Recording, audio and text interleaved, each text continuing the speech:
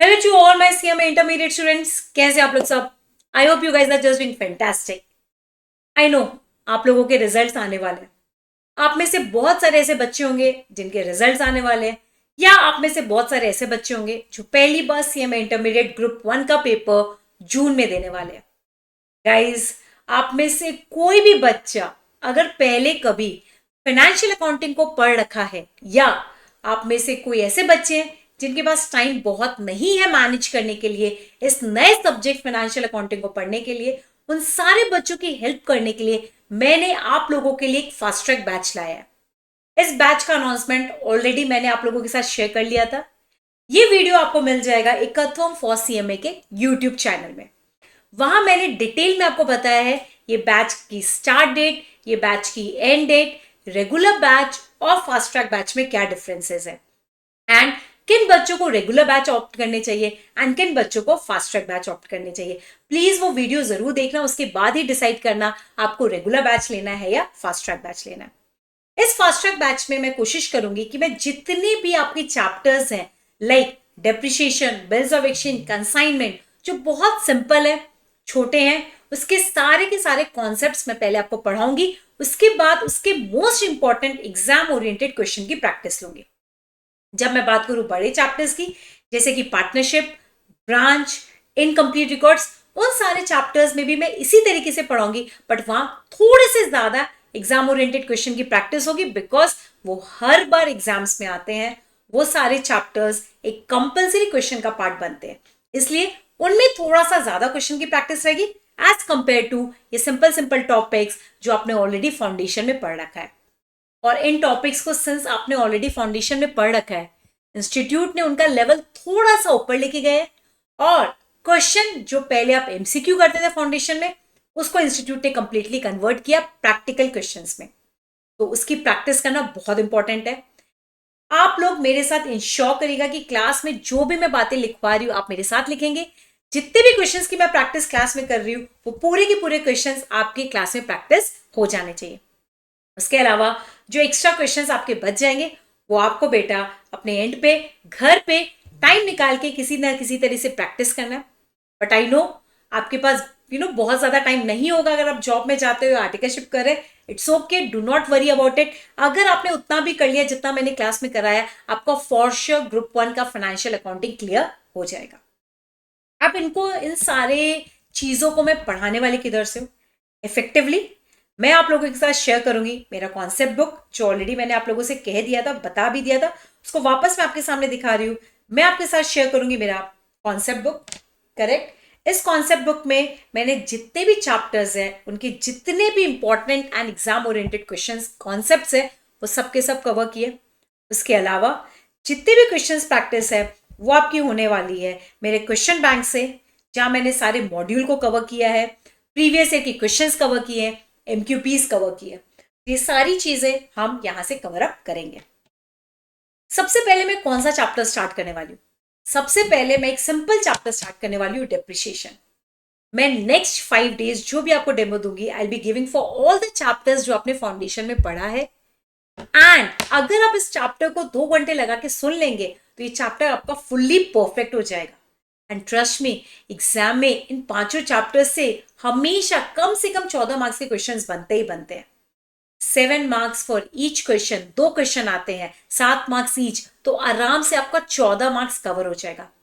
And एक और काम करना, अगर आपको इंश्योर करना है ना कि ये बैच आपके लिए हेल्पफुल है, सिर्फ कॉन्सेप्ट्स पूरे जैसे ही कंप्लीट हो जाए, पूरे के पूरे मैं जब पढ़ा दूं, इमिडिएटली एक बार ट्राई करने के लिए उस पर्टिकुलर चैप्टर के मॉड्यूल के क्वेश्चंस बस उठा लेना एंड उसको सॉल्व करना. आई इंश्योर आपसे सारे क्वेश्चन सॉल्व हो जाएंगे, ये गारंटी है मेरी तरफ से आपको. तो अब बच्चों, अब हम टाइम बिना वेस्ट किए अपना सबसे पहला टॉपिक स्टार्ट कर रहे हैं, डेप्रिसिएशन. सिंपल टॉपिक है, बट हर एक कॉमर्स स्टूडेंट के लिए एंड स्पेशली जो ये प्रोफेशनल स्टूडेंट्स होते हैं, उनके लिए चैप्टर बहुत ज्यादा इंपॉर्टेंट है, बहुत मायने रखता है. आप इंटर में भी रहोगे तो डेप्रिसिएशन की बातें होगी, ग्रुप 2 का कंपनी अकाउंट्स भी पढ़ोगे तो डेप्रिसिएशन की बातें होगी, फाइनल में भी कोई भी चैप्टर उठाओगे, कोई भी कंसोलिडेशन उठाओगे, अमालगमेशन उठाओगे, इंटरनल रिकंस्ट्रक्शन, हर जगह ये डेप्रिसिएशन की बातें होती है. डेप्रिसिएशन एक बहुत इंपॉर्टेंट कॉन्सेप्ट है। अगर आप बात करो इनकम टैक्स में भी, वहां पर भी डेप्रिसिएशन को लेके कितना ज्यादा डिटेल में पढ़ाया गया है कि कैसे होना चाहिए, क्या अलाउड है, क्या डिसअलाउड है, ये बहुत सारी बातें। तो अब आपको ये बात समझ आ ही चुकी होगी, ये चैप्टर बहुत ज्यादा इंपॉर्टेंट है। यस, डेप्रिसिएशन एक बहुत इंपॉर्टेंट चैप्टर है। इसको अकाउंटिंग बहुत अलग अलग टाइप से होती है, हर एक ऑर्गेनाइजेशन इसको अलग अलग टाइप में करता है। अगर आप रिलायंस की बात करो, इन्फोसिस की बात करो, विप्रो की बात करो, ये जितने भी लिस्टेड कंपनी है, इनके पास अपना एक तरीका है डिप्रिसिएशन को अकाउंट फॉर करने का, रिकॉर्ड करने का। बट अगर मैं बात करूं एक नॉर्मल शॉपकीपर की, टिम्बर मार्केट में एक प्राइवेट की शॉपकीपर की बात करूं, वो एक सिंपल सोल प्रोप्राइटरशिप है, उनके पास अपना एक तरीका है इसको अकाउंटिंग करने का। एंड हर एक बिजनेसमैन डिपेंडिंग अपॉन वो सोल प्रोप्राइटरशिप है या पार्टनरशिप है या कॉर्पोरेट है, उसके बेसिस पे इसकी अकाउंटिंग करता है। तो इसका मतलब हर बिजनेसमैन इसकी जर्नल एंट्री अलग अलग टाइप में करता है। And being a professional student, आपको हर एक टाइप के बिजनेस में कैसे डेप्रिसिएशन की जर्नल एंट्री की जाती है, ये आपको पता होनी चाहिए। इसलिए इंस्टीट्यूट इस चैप्टर को बहुत ज्यादा इंपॉर्टेंस देता, बहुत ज्यादा वेटेज देता। एंड हर बार इससे कोई ना कोई क्वेश्चन पूछा ही जाता। अगर वो डायरेक्ट क्वेश्चन नहीं पूछेंगे तो वो एमसीक्यू में पूछेंगे, बट पूछेंगे जरूर। तो इसलिए मैं चाहती हूँ आप सारे बच्चे अगले कोशिश करूंगी मैं 40 to 45 मिनट्स में इस पूरे कॉन्सेप्ट को आप तक पहुंचा दूं। चलो स्टार्ट करते हैं बच्चों अपना चैप्टर डेप्रिसिएशन। आप में से मुझे कोई बताओगे क्या कुछ कुछ इसके इंपॉर्टेंट पॉइंट्स? ये डेप्रिसिएशन चार्ज किया क्यों जाता है, नहीं करेंगे तो क्या हो जाएगा, एंड किसने कहा डेप्रिसिएशन चार्ज करना चाहिए, होता क्या है, इसको चार्ज करने से फायदा क्या है? एनीबडी? आप में से कोई बताएगा क्या? अगर आपको इसका आंसर पता है तो प्लीज कमेंट बॉक्स पे टाइप करिए कि ये क्या है और क्यों चार्ज होता है, किस पे चार्ज होता है।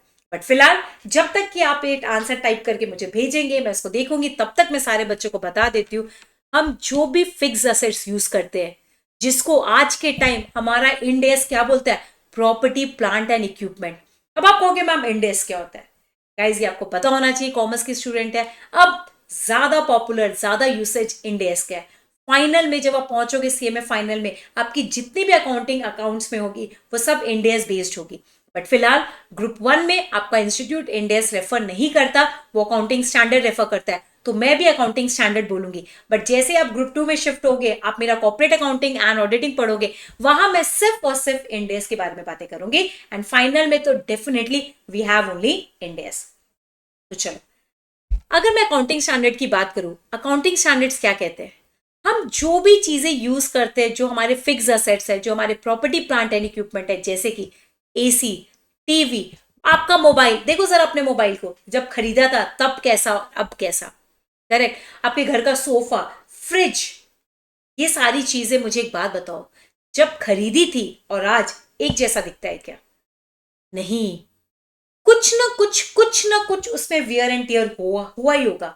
अगर आप अपने मोबाइल को देखेंगे, हो सकता है इसका स्क्रीन पहले से क्लैरिटी नहीं हो सकता है वॉइस में क्लैरिटी नहीं हो, स्पीकर में इशू है।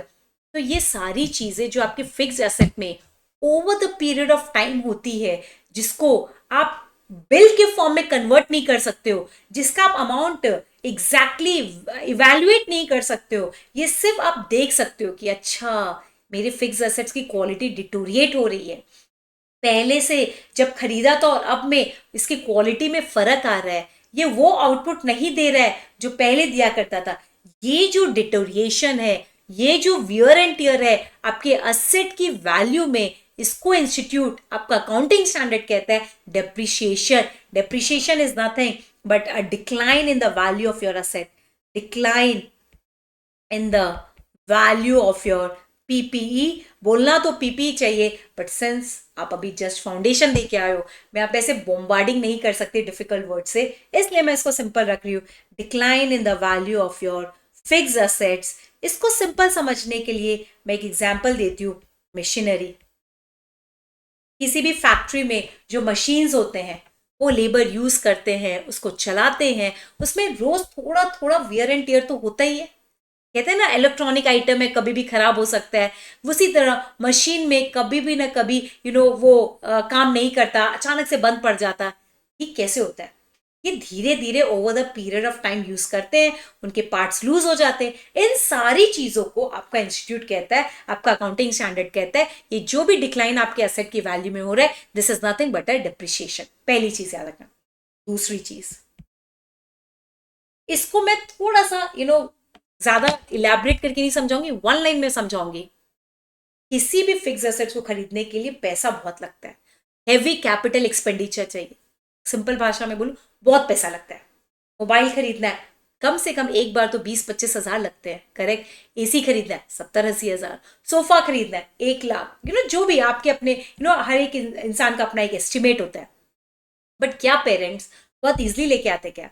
क्या तुम्हारे घर में तुम्हारे पेरेंट्स जब चाहो सोफा चेंज करते क्या? नहीं मैम, वो नहीं करते।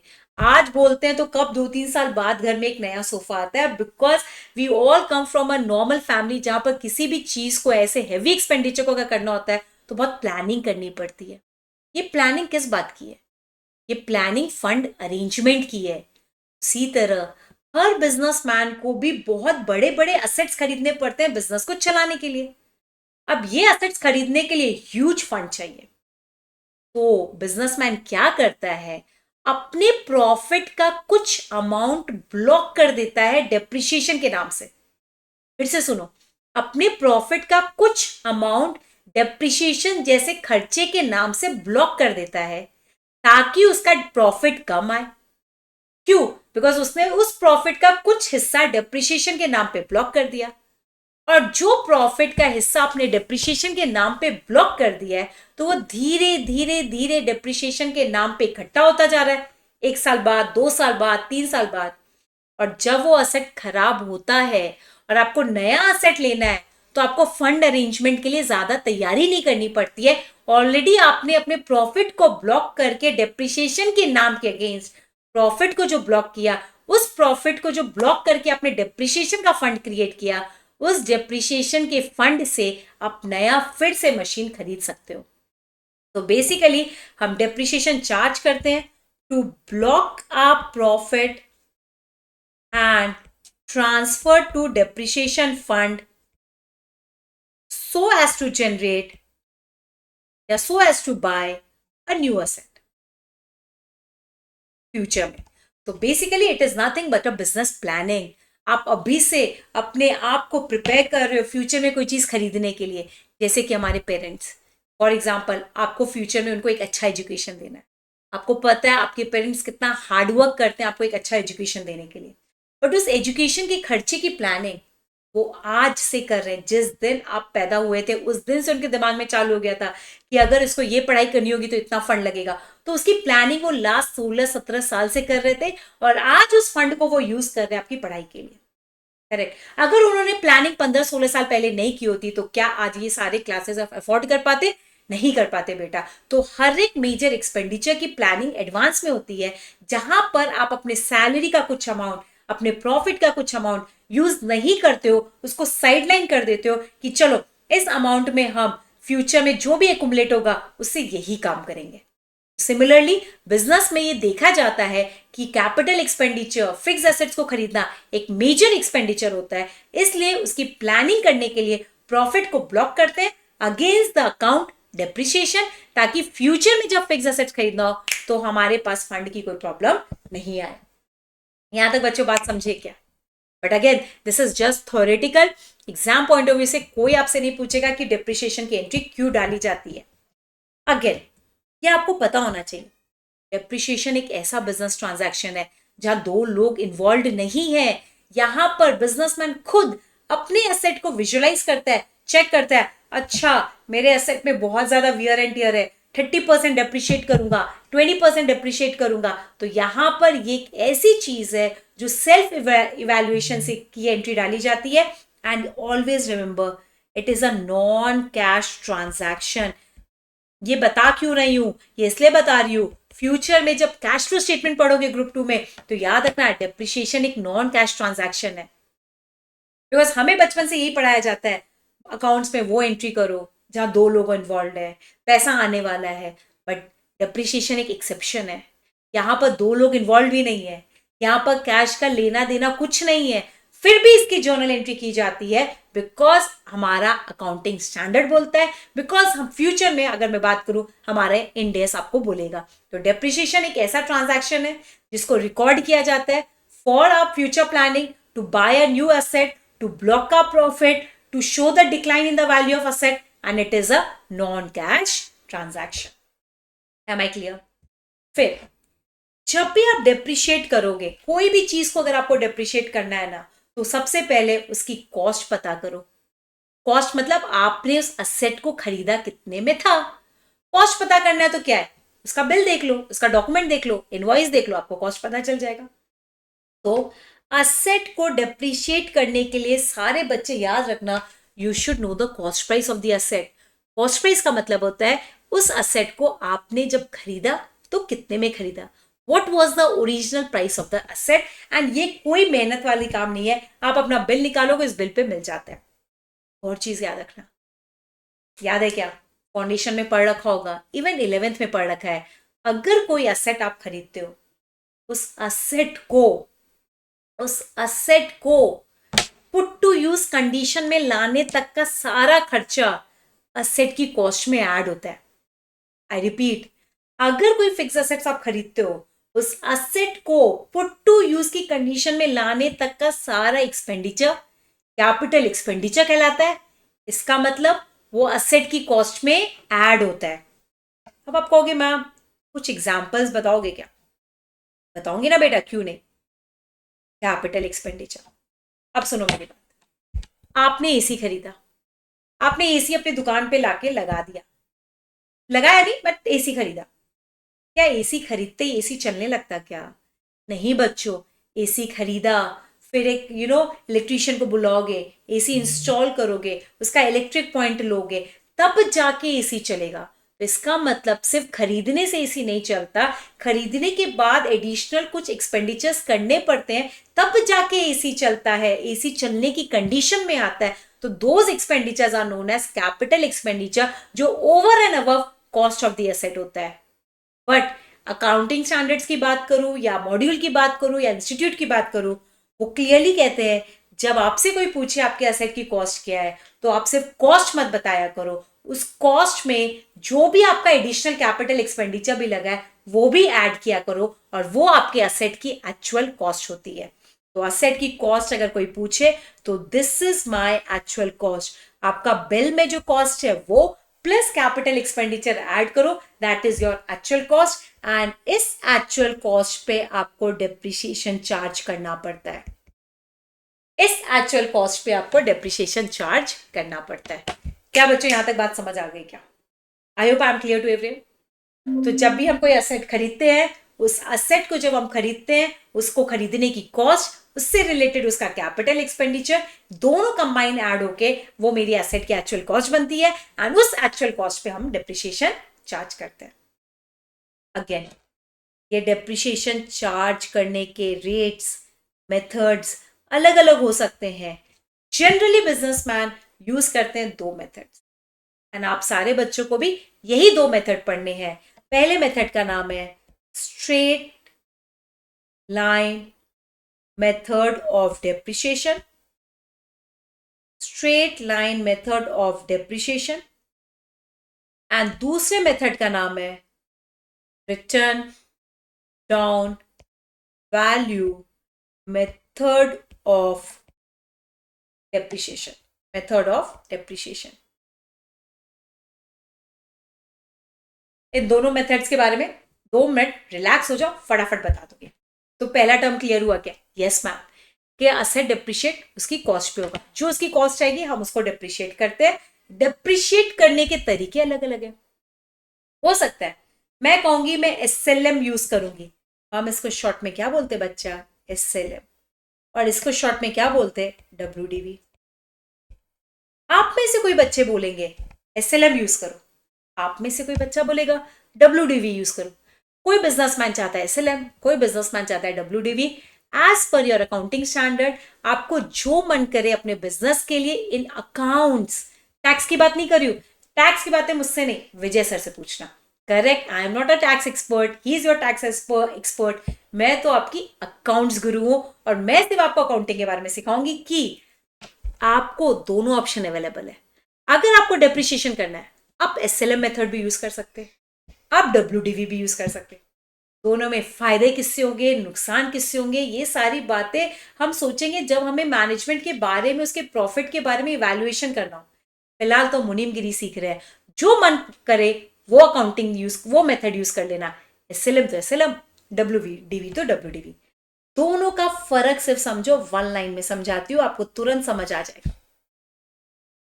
ईयरली डेप्रिसिएशन एसएलएम में, ईयरली डेप्रिसिएशन अगर मैं बात करूं एसएलएम मेथड की, ईयरली डेप्रिसिएशन अगर मैं बात करूं एसएलएम मेथड की, हर सालों साल, फर्स्ट ईयर हो या सेकेंड ईयर हो या थर्ड ईयर हो या फोर्थ ईयर हो, आपका असेट कितना भी कबाड़ हो गया है, भंगार हो गया है, टूट गया है, फूट गया है, फिर भी वो कहता है मैं डेप्रिसिएशन किस पे निकालूंगा, ओरिजिनल कॉस्ट। ओरिजिनल कॉस्ट मतलब ये एक्चुअल कॉस्ट। तो यहां पर डेप्रिसिएशन का फॉर्मूला बनता है, अगर आप देखोगे, original cost into rate of depreciation, वो हमेशा आपको क्वेश्चन बताएगा, इनटू टाइम पीरियड। ये मैं आपको बता दूंगी, टेंशन लेने की जरूरत नहीं है। आई रिपीट, जब भी डेप्रिसिएशन एसएलएम से निकलता है तो हमेशा किस प्राइस पे निकलता है, ओरिजिनल कॉस्ट।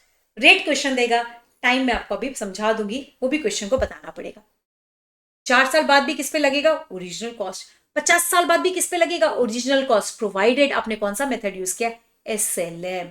इसका मतलब एसएलएम ज्यादा दिमाग नहीं लगाता, वो कहता है जो प्राइस सबसे पहले थी हम उसी को बार बार, हजार बार, बार बार, हर बार उसी को डिप्रिशिएट करेंगे। ठीक है, कोई बात नहीं, सुन लेंगे उसकी।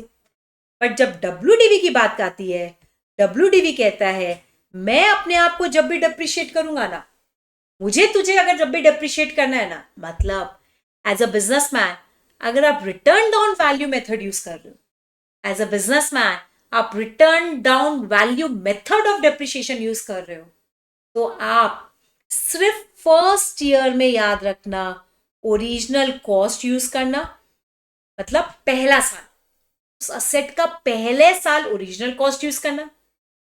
ऑब्वियसली पहले साल होता ही ओरिजिनल कॉस्ट है, एंड सब्सिक्वेंट ईयर्स में आपको डेप्रिशिएट करने के लिए रिटर्न डाउन वैल्यू यूज करना है। ये बहुत इंपॉर्टेंट टर्म है, अभी मैं ये भी बताऊंगी। रिटर्न डाउन वैल्यू यूज करना है, I repeat, return down value use करना पड़ेगा सब्सिक्वेंट ईयर्स में इसको डेप्रिशिएट करने के लिए। तो अगर मैं फटाफट इसको कंक्लूड करूं, SLM method of depreciation use करोगे, पहला साल हो, दूसरा, तीसरा, चौथा, अनलिमिटेड जो भी साल हो, आप डेप्रिशिएशन चार्ज करोगे ओरिजिनल कॉस्ट पे। बट अगर आप WDV method of depreciation use कर रहे हो तो पहला साल डेप्रिशिएशन चार्ज होगा ओरिजिनल कॉस्ट में, बट उसके बाद जो आने वाले जितने भी साल हैं उनको आपको यूज करना पड़ेगा डब्ल्यूडीवी। अब आपके दिमाग में एक क्वेश्चन आ रहा होगा, नहीं आ रहा है तो मैं क्रिएट कर देती हूँ, टेंशन मत लो, मैं बता देती हूँ। मैम ये डब्ल्यूडीवी मेथड ऑफ डेप्रिशिएशन जो आपने बोला, जिसको आप बोलते हो डब्ल्यूडीवी मेथड शॉर्ट में, क्या ये डब्ल्यूडीवी मेथड एंड ये डब्ल्यूडीवी आप सेम बोल रहे हो? नहीं, जब मैं बोलूं डब्ल्यूडीवी मेथड ऑफ डेप्रिशिएशन, इसका मतलब मैं डेप्रिशिएशन निकालने के मेथड का नाम बोल रही हूं, मैं डेप्रिशिएशन निकालने के मेथड का नाम बोल रही हूं। बट जब मैं डब्ल्यूडीवी बोलूं, डब्ल्यूडीवी मतलब रिटर्न डाउन वैल्यू, इसका मतलब होता है डेप्रिशिएट करने के बाद जो वैल्यू बचे। मतलब अगर आपने फर्स्ट ईयर में डेप्रिशिएशन चार्ज किया तो आप हमेशा डेप्रिशिएशन किस पे चार्ज करोगे, ओरिजिनल कॉस्ट माइनस डेप्रिशिएशन। ये जो वैल्यू आती है ना बच्चा, इसको बोलते हैं डब्ल्यूडीवी। कॉस्ट में जब डेप्रिशिएशन पहले साल लग जाता है, उसके बाद जो उसकी वैल्यू बचती है, जिसको सीधी भाषा में बुक वैल्यू भी बोलते, कैरिंग अमाउंट भी बोलते, बट ग्रुप 1 में आप इसको डब्ल्यूडीवी बोलोगे। कैरिंग अमाउंट बोलेंगे फाइनल में, बुक वैल्यू बोलेंगे फाइनल में, बट ग्रुप 1 के फाइनेंशियल अकाउंटिंग में हम इसको क्या बोलते हैं, WDV, रिटर्न डाउन वैल्यू। फिर जब आप सेकेंड ईयर में भी डेप्रिशिएट करोगे, जो भी मेथड हो, अगर SLM मेथड है तो आप करोगे ओरिजिनल कॉस्ट माइनस डेप्रिशिएशन, या फिर अगर मैं इसको और अच्छे से लिख देती हूँ, टेंशन नहीं चाहिए तुम्हें तो सुनो, सेकेंड ईयर का अगर आपको डेप्रिशिएशन निकालना है, जिस भी मेथड से निकालो, वैल्यू बचेगी WDV फर्स्ट ईयर वाला माइनस डेप्रिशिएशन, फिर से जो वैल्यू बचेगी उसको बोलते हैं WDV after second year depreciation. जब मैं थर्ड ईयर में पूछूंगी क्या वैल्यू बचा, फिर से पुराना WDV सेकेंड ईयर का माइनस डेप्रिशिएशन, जो वैल्यू बचा उसको बोलते हैं WDV। तो अगर आपको ये बात समझी क्या बच्चों, WDV का मतलब कुछ नहीं, डेप्रिशिएट करने के बाद जो वैल्यू बची ईयर आफ्टर ईयर, हर बार उसको WDV बोलते हैं। एक साल का डेप्रिशिएशन चार्ज किया, फिर वैल्यू बची WDV after first year depreciation. 2 साल का डेप्रिशिएशन चार्ज करने के बाद वैल्यू बची WDV after second year depreciation. 3 साल का डेप्रिशिएशन चार्ज करने के बाद वैल्यू बची WDV after third year. But नाम क्या होता है, WDV। नाम क्या होता है, WDV। बात यहां तक समझ आ गई क्या बच्चों? गाइज अगर बहुत डिटेल में एग्जांपल्स के साथ चाहिए तो उसके लिए तो देखना पड़ेगा बेटा regular batch, because fast track batch में मैं सिर्फ आपको सारे टर्म्स बता रही हूँ और हर एक टर्म का मतलब बता रही हूँ। उसके अलावा डिटेल में उसको अगर एग्जाम्पल्स के साथ कोरिलेट करके चाहिए तो आपको देखने पड़ेंगे मेरे रेगुलर बैच। चलो coming back to my again the chapter quickly. Depreciation निकालने के 2 तरीके, WDV method of depreciation, straight line method of depreciation. Straight line method of depreciation हर साल डेप्रिशिएशन किस पे कैलकुलेट करता, original cost. And WDV method of depreciation हर साल डेप्रिशिएशन किस पे कैलकुलेट करता, सिर्फ पहले साल में ओरिजिनल कॉस्ट, बिकॉज पहले साल WDV होता नहीं है, सब्सिक्वेंट ईयर्स में WDV। करेक्ट, फॉर्मूला उसका भी यही रहता है, डेप्रिशिएशन का formula original cost into rate into time into period, time period. और अगर वहां ओरिजिनल कॉस्ट नहीं है तो WDV लगा देना। Is a point clear? WDV लगा देना। तो जहां ओरिजिनल कॉस्ट लगेगा वहां ओरिजिनल कॉस्ट यूज करना, जहां WDV लगता वहां WDV यूज करना डेप्रिशिएशन निकालने के लिए। और WDV का मतलब सिंपल वर्ड में समझो, कॉस्ट माइनस डेप्रिशिएशन, जो वैल्यू बची उसको WDV बोलते हैं। और उस वैल्यू पे अगर डेप्रिशिएशन निकालो तो मेथड बन जाता है WDV मेथड ऑफ डेप्रिशिएशन। चलो यहां तक आई थिंक सारे बच्चों को बात समझ आ गई। अब आते एक बहुत इंपॉर्टेंट चीज जो आप कैलकुलेशन में नहीं मिस्टेक करो, वो मैं चाहती हूँ आप इसको नोट कर लेना, टाइम पीरियड। असेट को, किसी भी असेट को डिप्रिशिएट करने के लिए उसका टाइम पीरियड चाहिए। टाइम पीरियड में इंस्टीट्यूट बहुत सारी डेट देगा। डेट ऑफ परचेज आपको मिलेगा, आपको ईयर एंड मिलेगा हर क्वेश्चन में, आपको सेल डेट मिलेगा। अगर आप मेरी बात शिद्दत से ध्यान से सुनेंगे तो कभी कंफ्यूजन नहीं होगा, बट एकदम ध्यान से सुनो। डेप्रिशिएशन उस टाइम पीरियड का चार्ज होता है जिस टाइम पीरियड पे असेट आप यूज कर रहे हो। और आप असेट कब यूज करोगे, पहले तो ये बताओ। जब असेट खरीद लोगे तभी तो डेप्रिशिएशन असेट यूज करोगे, तब वो डेप्रिशिएट होना चालू होगा, पहली चीज। अगर आपने डेप्रिशिएशन बेच दिया तो आप असेट यूज नहीं कर रहे हो, आप उस पर डेप्रिशिएशन क्लेम नहीं कर सकते। तो इफेक्टिवली अगर मैं बोलूं टाइम पीरियड का मतलब, time you are using the asset, using the asset, जो टाइम पीरियड आप असेट को यूज कर रहे हैं, time during which you are using the asset. तो अगर मैं आपको बोलूं जिस दिन आपने खरीदा उस दिन से डेप्रिशिएशन चालू हो जाएगा। ईयर एंड तक अगर आपने यूज किया तो ईयर एंड तक डेप्रिशिएशन लगेगा, फिर अगले साल वापस डेप्रिशिएशन चालू हो जाएगा। कहीं ना कहीं तो एंड करना पड़ेगा ना बेटा, एंड अकाउंटिंग ईयरली चलती है, 12 महीने की चलती है, तो डेप्रिशिएशन को भी हम अपने ईयर एंड पे एंड करते। अगर वो असेट फिर से आप यूज कर रहे हो तो फिर आप डेप्रिशिएशन चार्ज कर लेना, अगर आपने उसको बेचा नहीं। तो अगर मैं इफेक्टिवली आपको बोलूं, depreciation starts from date of purchase और ओपनिंग डेट। अगर आपने खरीदा नहीं है, आपके पास कैरी फॉरवर्ड हुआ है, कैरी फॉरवर्ड हुआ है, whichever is whichever is बताओ, मान लो आपका ईयर स्टार्ट हो रहा है 1 अप्रैल, खरीदा आपने 1 जुलाई, तो डेप्रिसिएशन कब से चार्ज करोगे? 1 जुलाई। डेट ऑफ परचेज और opening date whichever is later up to year end और सेल डेट। अगर बेच पहले दिया है, ईयर एंड बाद में आने वाला है, बेच पहले दिया है, ईयर एंड बाद में आने वाला है, या ईयर एंड पहले है, बेचा आपने अगले साल बट उस ईयर एंड तक तो है ना। सिंपल लॉजिक है, ईयर एंड और sale date whichever is earlier. और मैं तो कहती हूँ इस भाषण पे इतना ध्यान ही मत दो, ये अंग्रेजी में कहने और सुनने में ठीक लग रहा है, बोलने में भी ठीक है, सिंपल है। अगर असेट आप यूज कर रहे हो, डेप्रिसिएशन उस टाइम पीरियड का आप क्लेम करोगे। जैसे कि मैं एक सिंपल एग्जांपल लेती हूँ, ध्यान से देखेंगे।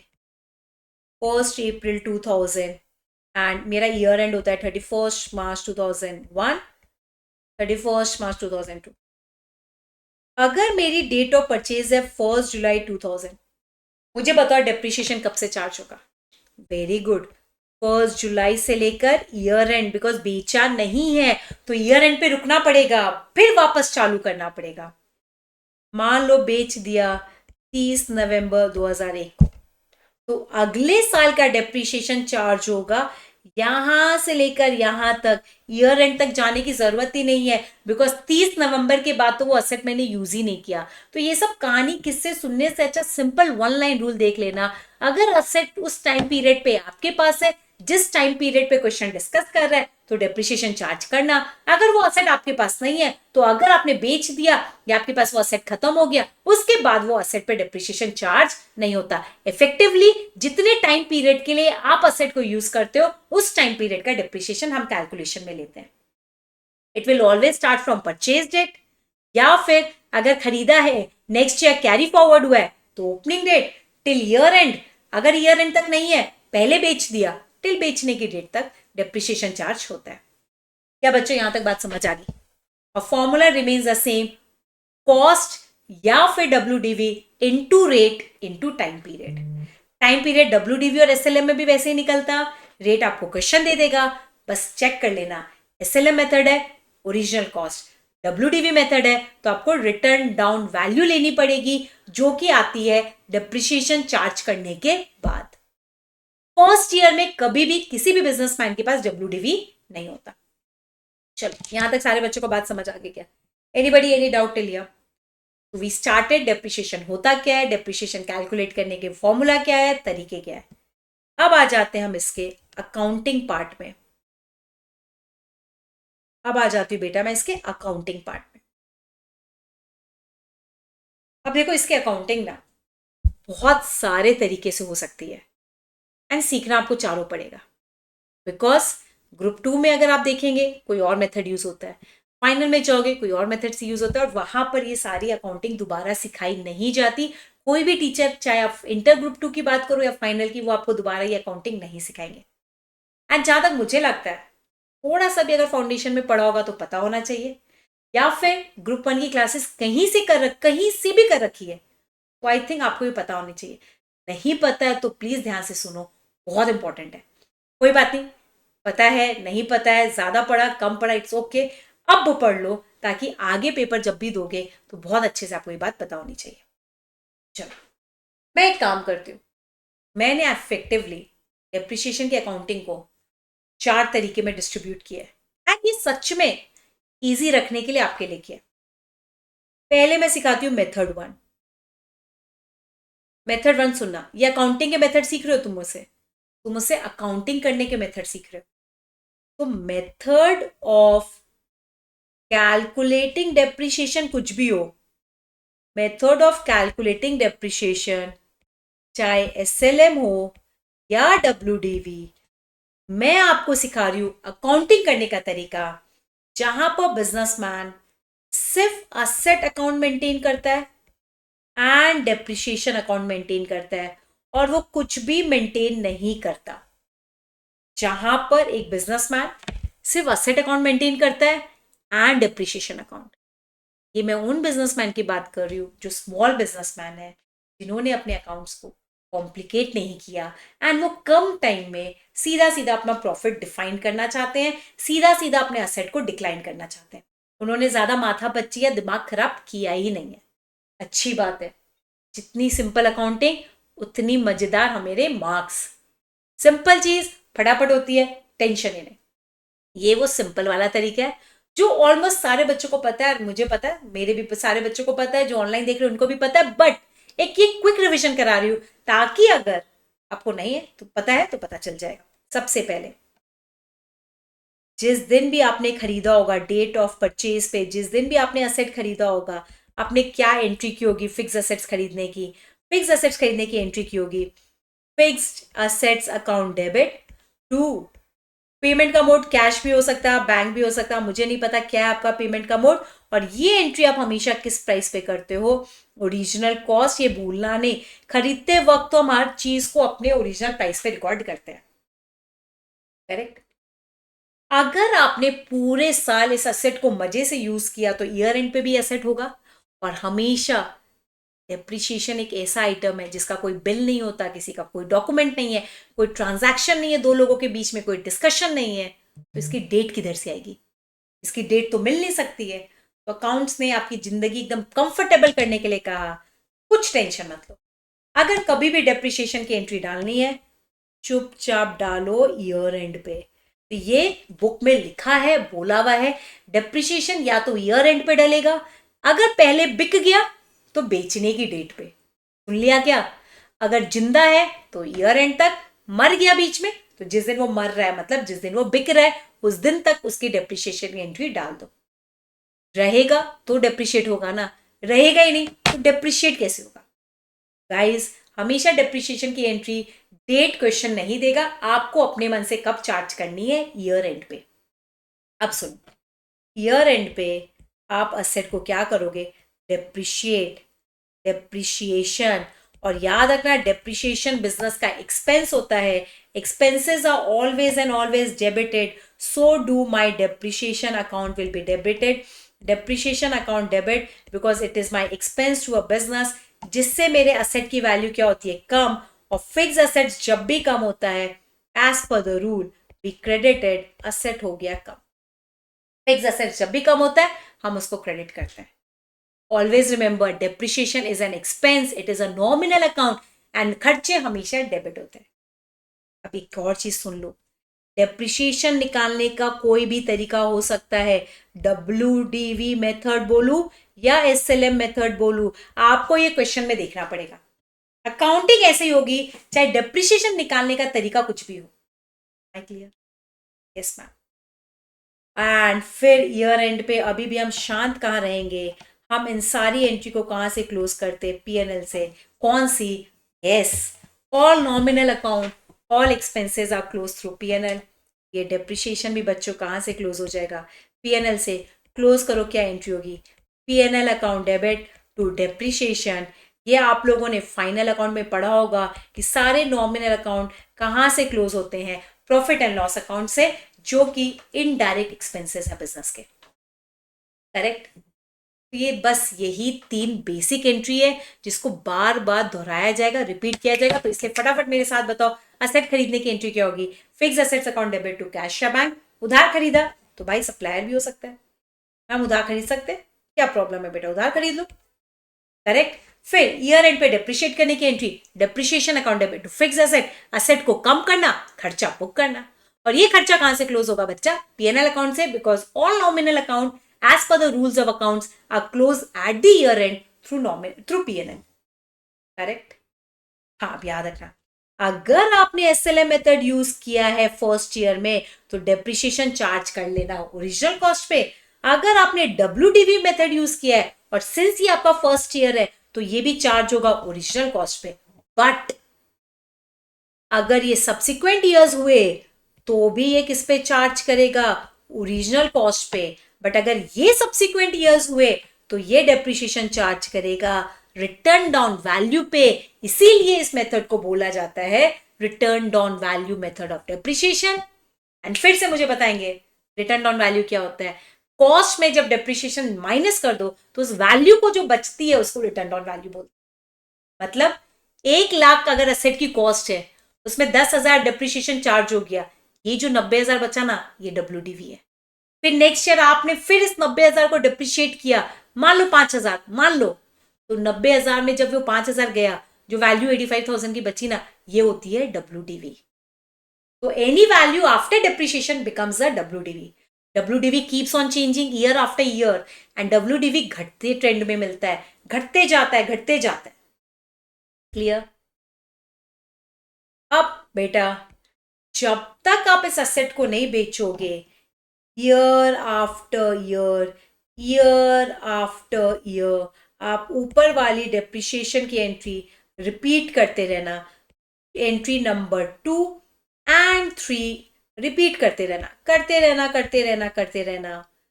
फाइनली एक दिन आएगा जब वो खटारा हो चुका होगा, भंगार हो चुका होगा, स्क्रैप हो चुका होगा, उसको आपको बेचना ही पड़ेगा, या फिर आपके लिए वो किसी काम का नहीं है, बेच डालो।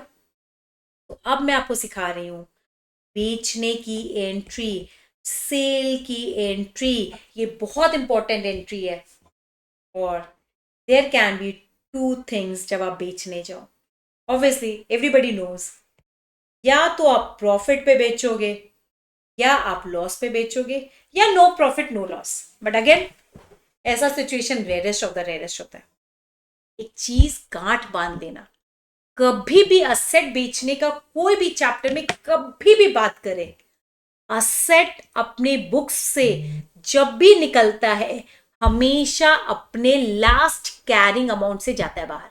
मतलब अगर असेट लास्ट में बैलेंस शीट में 50,000 का बचा, तो वो हमेशा बैलेंस शीट से बाहर 50,000 पे निकलेगा। आप बेचो कितने भी प्राइस पे, असेट हमेशा अपने लास्ट बैलेंस शीट में जो कैरिंग अमाउंट होता है उससे बाहर जाता है।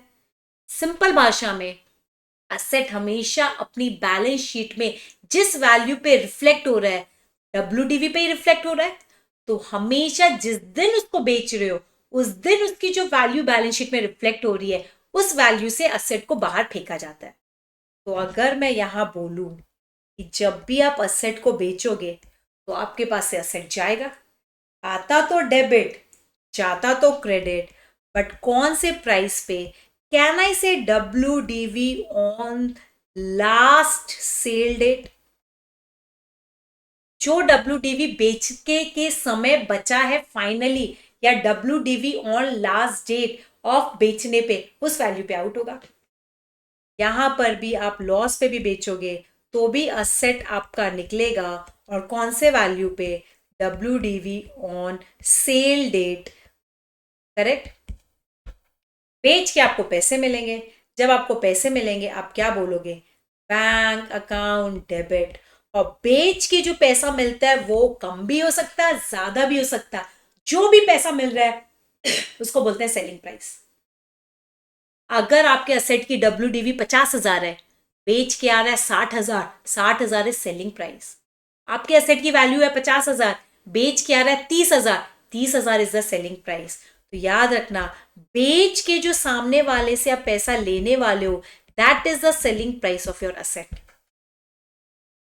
अगर सेलिंग प्राइस और WDV मैच हो गया, नो प्रॉफिट नो लॉस। अगर सेलिंग प्राइस ज्यादा है, WDV कम है, सेलिंग प्राइस ज्यादा है, सेलिंग प्राइस 1 लाख है और आपका WDV 50,000 है, या सेलिंग प्राइस 80,000 है, आपका WDV 50,000 है, 30,000 का आपको क्या हो गया? फायदा। फायदा हमेशा क्या होता है? क्रेडिट। तो यहां आ जाएगा to profit on sale of asset. Profits are always credited because it is my income. And अगर आपको लॉस हो जाए, मान लो 50,000 बचा था, इतना बेकार है कि बिकी 10,000 में रहा है, तो 10,000 में बिक रहा है जो चीज 50,000 की है, ये 40,000 का क्या हो गया? Loss. Losses are always debited because it is an expense to a business. Loss on sale of asset account debit, ये मेरा क्या हो जाएगा? Expense. Expenses are always debited. समझ आ गई क्या बच्चों? एंड याद रखना, कोई भी नॉमिनल अकाउंट हो, कैसा भी नॉमिनल अकाउंट हो, इनकम है तो भी पीएनएल से बंद होगा, खर्चा है तो भी पीएनएल से बंद होगा। ऑल नॉमिनल अकाउंट, इनकम हो या एक्सपेंस, हमेशा पीएनएल से बंद होता है। और बंद करने का सिंपल तरीका है, अगर तुम डेबिट में हो क्रेडिट हो जाओ, बंद हो जाओगे। अगर तुम क्रेडिट में पड़े हो डेबिट हो जाओ, बंद हो जाओगे। ये अकाउंट्स का सिंपल रूल है किसी भी नॉमिनल अकाउंट को बंद करने का। और बंद करने के लिए एक ही खाता है जो उसको सपोर्ट करता है, प्रॉफिट एंड लॉस अकाउंट। चलो बंद करो, ये क्रेडिट है, बंद करने के लिए डेबिट, इसको बंद कर दो। क्या एंट्री होगी? Profit on sale of asset account debit. कहाँ से बंद करोगे बेटा? प्रॉफिट एंड लॉस अकाउंट से। इसको भी बंद कर दो। कैसे बंद करोगे? PNL account debit to loss on sale of asset. Am I clear? क्या ये मेथड आपको क्लियर हो गया क्या? ये मेथड बहुत सिंपल मेथड है एंड मैक्सिमम बिजनेस में, या मैं कहूँ सोल प्रोप्राइटर में या पार्टनरशिप में, यही मेथड यूज होता है। यही मेथड यूज होता है जहां पर असेट की वैल्यू को हम कम कर देते हैं थ्रू डेप्रिसिएशन, सालों साल डेप्रिसिएशन चार्ज करते रहते हैं, एक दिन फाइनली वो भंगार में बेचते हैं, और जब हम उसको बेचते हैं तो आपके पास पैसे आते, जो भी डिफरेंस होता या तो प्रॉफिट होगा या लॉस। प्रॉफिट हुआ तो क्रेडिट, लॉस हुआ तो डेबिट। एंड ये दोनों नॉमिनल अकाउंट कहाँ से बंद होते हैं? पीएनएल से। देखो इसको कितने सिंपल तरीके मैंने आपको समझा दिया। यहां तक क्लियर है बच्चों? Any one, any doubt till here? अच्छा, ये मेथड वन का अगर मैं सिंपल लाइन में एक रूल बोलूं, अगर तुमको बुरा ना लगे, ये depreciation entry is passed by declining the value of asset। हम वैल्यू ऑफ असेट को घटा रहे, declining the value of asset. फिर से सुन, यहां पर डेप्रिसिएशन की एंट्री कैसे डल रहा है? असेट की वैल्यू डिक्लाइन करके। यहां पर डेप्रिसिएशन की एंट्री कैसे डल रही है? असेट की वैल्यू कम करके। ये हुआ मेथड वन, करेक्ट। बट अगर मैं कंपनीज की बात करूं, बड़े बड़े कॉर्पोरेट्स की बात करूं, वो कहते हैं असेट की वैल्यू मत डिक्लाइन करो, उसको ऐसा स्टैग्नेंट रखो। पास्ट डेप्रिसिएशन की entry, depreciation entry is past without declining the value of asset, without declining the value of asset, rather through increasing the value of liability। मतलब असेट को मत घटाओ, उसके अगेंस्ट एक नई लायबिलिटी क्रिएट कर दो। अगर आपको बात समझ आती है बेटा, फॉर एग्जाम्पल असेट को ना घटा के, असेट को मैं स्टैग्नेंट रख रही हूँ, असेट मत घटाओ, बैलेंस शीट में असेट को मत कम करो, उसके अगेंस्ट लायबिलिटी बढ़ा दो। Don't you think it is one and the same thing? Asset घटता है तो क्रेडिट, लायबिलिटी बढ़ता है तो credit, rule of accounting goes same. इसीलिए यहां पर कंपनीज ये वाला चीज अप्लाई करती है कि काम करो, आपको डेप्रिसिएशन चार्ज करना है ना, करो, कॉस्ट को मत टच करो। बार बार हर साल उसके कॉस्ट को कम करते हो, बहुत मुश्किल होता है उसकी कॉस्ट को ढूंढना हमारे लिए। डेप्रिसिएशन की एंट्री डालो, मना नहीं कर रहे, ऑब्वियसली असेट डिक्लाइन हो रहा है, डेप्रिसिएशन डालो, पर डेप्रिसिएशन की एंट्री असेट को घटा के मत डालो, उसके अगेंस्ट उसकी प्रोपोर्शनेट लायबिलिटी क्रिएट करो। अब आपको नहीं समझा होगा मैंने क्या बोला? ऑब्वियसली कैसे समझेगा, समझाया किधर है? बट मैं आपको बता देती हूं, यहां पर 3 अकाउंट मेंटेन्ड होते हैं। असेट अकाउंट, ऑब्वियसली डेप्रिसिएशन तो हमारी जान है, हम यही तो डिस्कस कर रहे हैं, डेप्रिसिएशन अकाउंट। एक और खाता जिसका नाम है प्रोविजन फॉर डेप्रिसिएशन, इसको एक और नाम से जाना जाता है एक्यूमुलेटेड डेप्रिसिएशन, बट मेरे पास जगह नहीं है इसलिए मैं नहीं लिख रही। इसको एक और नाम से जाना जाता है, किसको? प्रोविजन फॉर डेप्रिसिएशन को हम इसको एक्यूमुलेटेड डेप्रिसिएशन भी बोलते हैं, which is nothing but a liability account, which is nothing but a liability account. बात समझा क्या? तो डेप्रिसिएशन की एंट्री पास कर रहे हैं without declining the value of asset, rather increasing the value of liability. यहां पर असेट अकाउंट मेंटेन होगा, डिप्रिसिएशन अकाउंट मेंटेन होगा, provision for depreciation account maintain होगा, और इसी प्रोविजन फॉर डिप्रिसिएशन अकाउंट को बोला जाता है एक्यूमुलेटेड डिप्रिसिएशन। बस आप एंट्री देखना, on the date of purchase same entry, कुछ चेंज नहीं होगा। अगर आप अपने ऊपर भरोसा रखते हो तो आपको ये समझ आ जाएगा। परचेज करने पे एंट्री बताओ क्या होगी, same entry, assets account debit to cash या बैंक या सप्लायर, किस प्राइस से, ओरिजिनल कॉस्ट, पहली बार। यस, अब आ जाएगा ईयर एंड। ईयर एंड पे इंस्टीट्यूट कह रहा है डेप्रिसिएशन की एंट्री तो चार्ज होगी, ऑब्वियसली ये होगी, ये कहीं से मिस नहीं होगा, डेप्रिसिएशन तो चार्ज होगा, खर्चा है। कौन से मेथड से, डेप्रिसिएशन एसएलएम से भी कैलकुलेट हो सकता है, डब्ल्यूडीवी मेथड से भी, जैसा इंस्टीट्यूट बोलेगा अपने क्वेश्चन में। But instead of reducing the asset create a liability, और इस लायबिलिटी खाते का नाम है प्रोविजन फॉर डेप्रिसिएशन अकाउंट। ये एक लायबिलिटी अकाउंट है जिसको मैंने क्रिएट कर दिया मेरे क्रेडिट में। यहां पर असेट को मैंने टच नहीं किया, असेट ऐसा का ऐसा ही पड़ा है। सारा डेप्रिसिएशन कहां इकट्ठा कर रही हूं, accumulated depreciation, provision for depreciation, accumulated depreciation, provision for depreciation. अब आपको समझा, सेम चीज, असेट को ना घटा के लायबिलिटी क्रिएट किया, असेट को ना घटा के मैंने लायबिलिटी क्रिएट की, करेक्ट। और अगेन डेप्रिसिएशन एक नॉमिनल अकाउंट है, कहां से बंद हो जाएगा, पीएनएल से।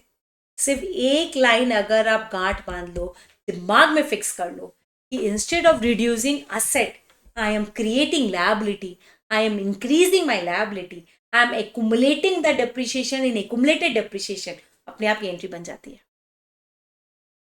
जल्दी बताओ, यहां तक बात समझ आ गई क्या?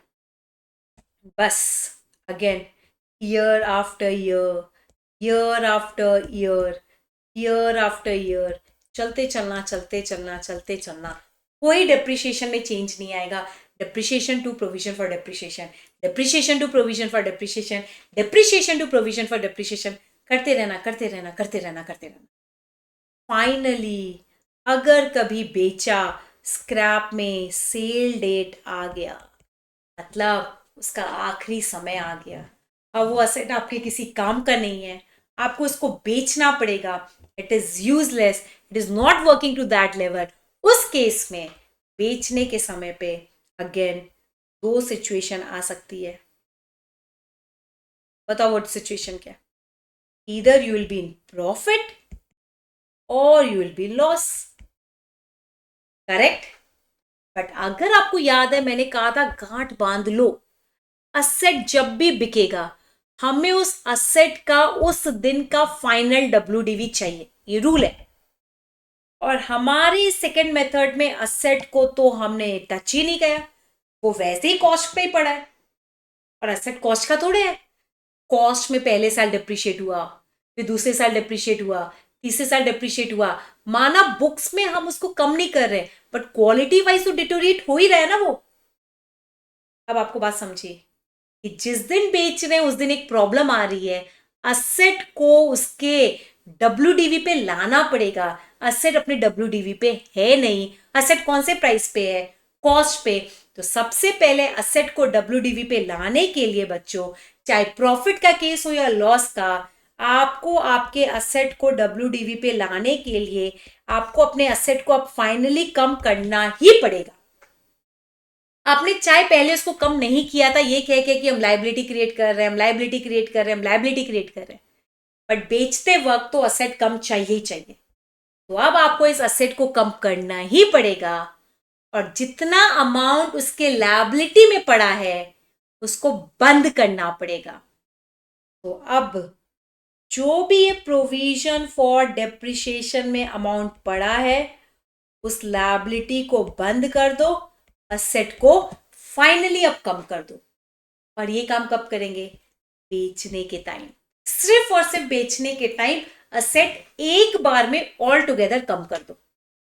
उसी तरह लॉस का भी केस होगा तो भी आपको अपने प्रोविजन फॉर डेप्रिसिएशन को बंद करना पड़ेगा और असेट को कम करना पड़ेगा। समझा क्यों? बेचते वक्त तो असेट अपने ओरिजिनल डब्ल्यूडीपी पे मतलब फाइनल कैरिंग अमाउंट पे चाहिए, फाइनल डब्ल्यूडीपी पे चाहिए। अगर 1 लाख का था, अभी तक में आपने 40,000 अगर डिप्रिशिएट किया है तो 40,000 अब तो आपको इकट्ठा ही कम करना पड़ेगा, बट कम तो करना पड़ेगा। मेथड 1 में आप सालों साल धीरे धीरे कम करते थे। मेथड 2 में आप सालों साल असेट को कम ही नहीं कर रहे हो, जिस दिन बेच रहे हो तो टोटल अमाउंट जितने से उसको कम करना था ना, वो इकट्ठा एक बार में कम कर रहे हो on the date of cell.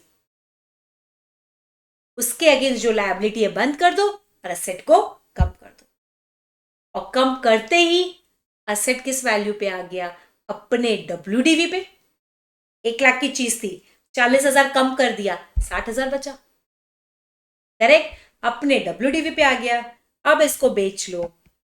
बेच के जो पैसा आएगा बैंक में, कौन सा प्राइस? Selling price. बेच के जो पैसा आएगा बैंक में, कौन सा प्राइस? Selling price. प्रॉफिट पे बिका तो profit on cell credit, loss पे बिका तो loss on sale debit, because ये क्या होता है? एक्सपेंस। प्रॉफिट क्या होता है? इनकम। और आपका असेट अब फाइनली आपके पास से निकल जाएगा डब्ल्यूडीवी पे। आपका असेट फाइनली आपके पास से निकल जाएगा डब्ल्यूडीवी पे। डब्ल्यूडीवी का मतलब होता है कॉस्ट माइनस, सीधी सी बात है, प्रोविजन फॉर डेप्रिसिएशन। और डब्ल्यूडीवी का मतलब cost minus provision for depreciation. Correct? Any doubt? All clear? All clear? और अगेन ये याद रखना, प्रॉफिट ऑन सेल एक नॉमिनल अकाउंट है, कहां से बंद होता है? पीएनएल। लॉस ऑन सेल एक नॉमिनल अकाउंट है, कहां से बंद हो जाता है? Profit and loss account. कितने बच्चों को यहां तक ये बात समझ आ गई? Any one has any confusion? अभी तक का जो भी कॉन्सेप्ट मैंने आपको डिलीवर किया, जहां मैंने आपको असेट घटा के भी डेप्रिसिएशन की एंट्री पास करने को दिखा दी, और अदरवाइज असेट घटाने का मन नहीं है तो आप इसको लायबिलिटी क्रिएट कर लो, करते चलो करते चलो। इतना भी लायबिलिटी क्रिएट करो। बेचते वक्त का थंब रूल है, असेट अपने घटे हुए फाइनल डिक्लाइन वैल्यू से ही आउट होना चाहिए। अगर डिक्लाइन है बहुत बढ़िया, नहीं डिक्लाइन है तो करो डिक्लाइन, फिर बेचो। तो ये करो डिक्लाइन वाला प्रेशर वाली एंट्री है। तो these are the 2 important methods. Method 1 sole proprietorship and partnership में फॉलो किया जाता है। मेथड 2 कंपनी अकाउंट्स में फॉलो किया जाता है। M I clear? लास्ट एक चीज सुन लेना, लास्ट एक कॉन्सेप्ट। इन दोनों मेथड में अननेसेसरी का एक कॉन्सेप्ट डला हुआ है, असेट डिस्पोजल।